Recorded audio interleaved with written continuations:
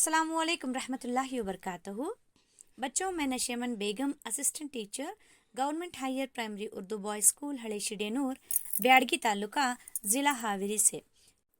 पिछली क्लास में हमने 7वीं जमात का lesson number 5 physical and chemical changes यानी कि तिबी तब्दीलियां और कीमियाई तब्दीलियों के बारे में पढ़ा था और तिबी तब्दीलियों के बारे में चर्चा किया था और इन तब्दीलियों के बारे में मालूमात हासिल करने के लिए इनसे मुताल्लिक़ बहुत से तजुर्बे भी किए थे। आज हम दूसरे तब्दीलियां जिन्हें कीमियाई तब्दीलियां कहा जाता है इनके बारे में चर्चा करेंगे।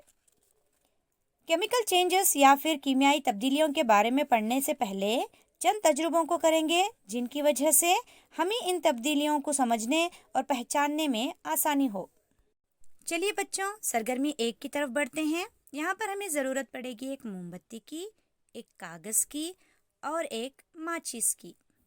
बच्चों, सबसे पहले मैं इस कागज़ को जलाऊंगी। गौर कीजिए, कागज़ मोमबत्ती में जल रहा है। थोड़ी देर बाद ये कागज़ जलकर राख में तब्दील हो जाएगा। बच्चों, इस राख को मैंने एक कटोरी में इकट्ठा किया है। गौर कीजिए, दोबारा हम इस राख से कागज़ को नहीं बना सकते। राख दोबारा कागज़ में तब्दील नहीं होगी। तो बच्चों, चलिए अब हम दूसरी सरगर्मी की ओर चलते हैं। इसके लिए हमने एक मोमबत्ती को लिया है और चंद अगरबत्तियाँ ली हैं और एक माचिस ली है। बच्चों, सबसे पहले हम मोमबत्ती को जलाएंगे। इस जलती हुई मोमबत्तियों पर हम अगरबत्तियों को रखेंगे। बच्चों, गौर करें, अगरबत्तियां जलने लगेंगी। थोड़ी देर बाद जलती हुई अगरबत्तियां राख में तब्दील हो जाएंगी। हम इस राख को एक कटोरी में इकट्ठा करेंगे। बच्चे गौर करें, ये राख अगरबत्तियों से हासिल हुई है। इस राख से हम दोबारा अगरबत्तियों को नहीं हासिल कर सकते। दूध का इस्तेमाल हम रोज़ाना घरों में करते हैं। दूध से दही बनते हमने देखा है। दही से दोबारा दूध को हम हासिल नहीं कर सकते। इसी तरह से हमने अपने घरों में अंडों को उबलते देखा है। अंडे उबलने के बाद अपनी हालत तब्दील कर लेते हैं। उबलने के बाद अंडों को उनकी असली हालत में दोबारा वापस नहीं लाया जा सकता। अब हम निसाबी सरगर्मी 6.6 को करेंगे, जिसका नाम होगा जलता हुआ मैग्नीशियम रिबन। इसके लिए हमने मोमबत्ती लिया है और मैग्नीशियम रिबन लिया है और लाल लिटमस लिया है। अब हम मैग्नीशियम रिबन की एक तार को मोमबत्ती की मदद से जलाएंगे, जो कि दूधिया रोशनी के साथ जल उठेगा। थोड़ी देर जलने के बाद ये मुकम्मल तौर पर पाउडर जैसी राख में बदल जाएगा, जो कि एक नई शय है। इस तब्दीली को मसावात या रिएक्शन के ज़रिए इस तरह लिख सकते हैं। मैग्नीशियम रिबन हवा में मौजूद ऑक्सीजन के साथ तामुल करके जलने के बाद मैग्नीशियम ऑक्साइड बनाता है।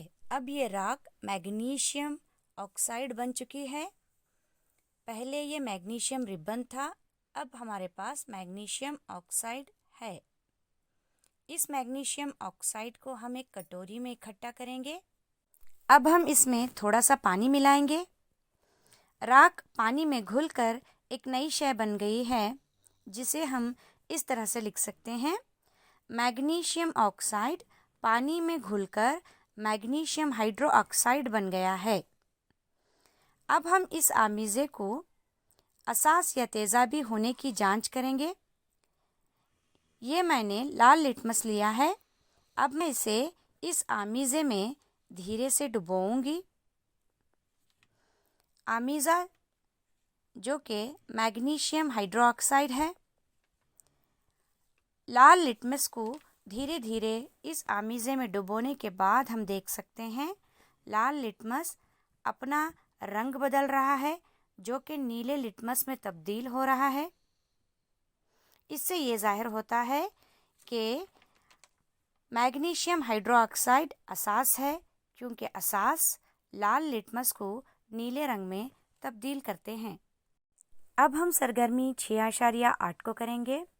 یہاں پر ٹیسٹ ٹیوب میں چونے کا پانی لیا ہے۔ اس چونے کے پانی میں ایک اسٹرا رکھی ہوئی ہے۔ اب اس اسٹرا کی مدد سے منہ سے پھونک ماریں گے۔ چونے کے پانی میں کاربن ڈائی آکسائڈ کو داخل کریں گے تو یہ چونے کا پانی کاربن ڈائی آکسائڈ کے ساتھ تعامل کر کے کیلشیم کاربونیٹ بناتا ہے، جس کی وجہ سے چونے کا پانی ہلکا سا دودھیا رنگ میں تبدیل ہوتے نظر آ رہا ہے۔ اگر ہم ان تمام تبدیلیوں پر غور کریں تو ہر تبدیلی میں کوئی نئی شے بنتی دیکھ سکتے ہیں۔ جس طرح سے کاغذ کے جلنے سے راکھ حاصل ہوئی تھی، دوبارہ اس راکھ سے کاغذ نہیں مل سکتا۔ اگر بتی کے جلنے سے راکھ حاصل ہوئی تھی، اس راکھ سے دوبارہ اگربتی نہیں مل سکتی۔ میگنیشیم ربن کے جلنے سے راکھ حاصل ہوئی تھی اور اس راکھ کو پانی میں گھولنے سے میگنیشیم ہائیڈرو آکسائڈ کا آمیزہ ملا، جس سے ہم دوبارہ میگنیشیم ربن بھی نہیں حاصل کر سکتے۔ چونے کے پانی سے کاربن ڈائی آکسائڈ کو گزارنے سے ہمیں کیلشیم کاربونیٹ حاصل ہوا، اور انڈے کے ابلنے کے بعد پھر دوبارہ انڈے کو ہم اصلی حالت میں نہیں لا سکتے، اور دودھ کے دہی بننے کے بعد دہی سے پھر دودھ نہیں بنا سکتے۔ جیسا کہ ہم نے ان تمام تبدیلیوں کو دیکھا، اب ہم اس نتیجے پر پہنچ سکتے ہیں: ایسی تبدیلیاں جس میں ایک یا ایک سے زیادہ نئی اشیاء بن جاتی ہیں، کیمیائی تبدیلیاں کہلاتی ہیں۔ انہیں کیمیائی تعامل یا پھر کیمیکل ریاکشن بھی کہا جاتا ہے۔ بچوں، ہماری زندگی میں کیمیائی تبدیلیوں کی بہت اہمیت ہے۔ تمام نئی اشیاء کیمیائی تبدیلیوں سے ہی بنتی ہیں۔ مثال اگر دیکھیں تو پلاسٹک، جو کہ کیمیائی تبدیلی سے حاصل ہوتا ہے۔ ڈٹرجنٹ بھی کیمیائی تعاملات کی وجہ سے ہی بنتے ہیں۔ ان کے علاوہ ہماری روزمرہ زندگی میں ہم دوسری بہت سی تبدیلیوں کو دیکھتے ہیں، جیسے چیزوں کے جلنے کے بعد ان سے حرارت کا اخراج ہونا، لکڑی اور پتوں کے جلنے سے ان سے حرارت اور روشنی خارج ہونا، پٹاخوں کا جلنا جن سے آواز پیدا ہوتی ہے۔ ہم نے دیکھا ہے گھروں میں کھانا خراب ہو جاتا ہے تو اس میں سے بدبو آنے لگتی ہے، جو کہ ایک کیمیائی تبدیلی ہے۔ بچوں، آپ نے یہ تو دیکھا ہوگا، اگر آلو کے کٹے ہوئے ٹکڑے کو جلدی ہی سے استعمال نہ کریں تو اس کا رنگ براؤن ہو جاتا ہے۔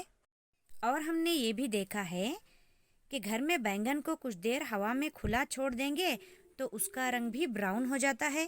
یہی تبدیلی ہم سیب کو زیادہ دیر تک ہوا میں کھلا چھوڑنے پر بھی دیکھ سکتے ہیں۔ بچوں، آج ہم نے کیمیائی تبدیلیوں کے بارے میں جانا، ان پر بہت سے تجربے کیے اور ان کے لیے بہت ساری مثالیں بھی دیکھی۔ امید ہے آج کی کلاس آپ کو ضرور فائدہ مند ہوگی۔ ویڈیو دیکھنے کے بعد چینل ضرور سبسکرائب کریں تاکہ ہر ویڈیو کی نوٹیفیکیشن آپ کو سب سے پہلے مل سکے۔